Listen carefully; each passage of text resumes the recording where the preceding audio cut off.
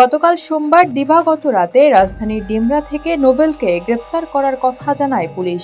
আজ প্রথমে ঢাকা মহানগর পুলিশের ডিএমপি গণমাধ্যম ও জনসংযোগ বিভাগ থেকে পাঠানো খুদে বার্তায় এই তথ্য জানানো হয়। পরে ডেমরা থানা পুলিশও এই তথ্য নিশ্চিত করে। পুলিশ জানায়, এক নারীকে 7 মাস ডেমরার একটি বাসায় আটকে রেখে দিনের পর দিন ধর্ষণ ও নির্যাতন করেছিলেন নোবেল। ওই নারীকে বিয়ের প্রলোভন দেখানো হলেও তিনি বিয়ে করেননি। পুলিশের ডেমরা থানার ওসি মাহমুদুর রহমান গণমাধ্যমকে বলেন, প্রাথমিকভাবে তারা জানতে পেরেছেন গত নভেম্বরে ইডেন কলেজের এক ছাত্রীকে গুলশানে দেখা করার কথা বলে ডেকে নেন নোবেল। পরে 7 মাস ডেমরার একটি বাসায় তাকে আটকে রাখেন তিনি।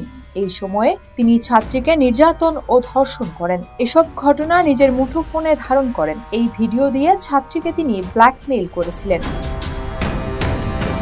সম্প্রতি নোবেল এক নারীকে সিঁড়ি দিয়ে টেনে নামাচ্ছেন এমন একটি ভিডিও ভাইরাল হয় বলে উল্লেখ করেন ওসি মাহমুদুর রহমান।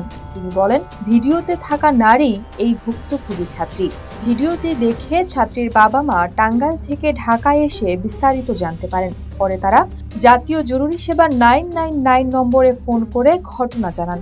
গতকাল সোমবার রাত 10টার দিকে ডেমরার একটি বাসায় অভিযান চালিয়ে ছাত্রীকে উদ্ধার করা হয়। তখন পুলিশের উপস্থিতি টের পেয়ে নোবেল পালিয়ে যান। পরে তথ্য প্রযুক্তির সহায়তায় গতকাল দিবাগত রাত 2টার দিকে নোবেলকে ডেমরা এলাকা থেকে গ্রেফতার করা হয় বলে জানান ওসি মাহমুদুর রহমান। তিনি বলেন, নোবেল সীমান্ত দিয়ে দেশের বাইরে পালিয়ে যাওয়ার পরিকল্পনা করছিলেন। এজন্য তিনি একটি মাইক্রোবাস ভাড়া করেছিলেন। তবে পালানোর আগেই তাকে গ্রেফতার করা হয়।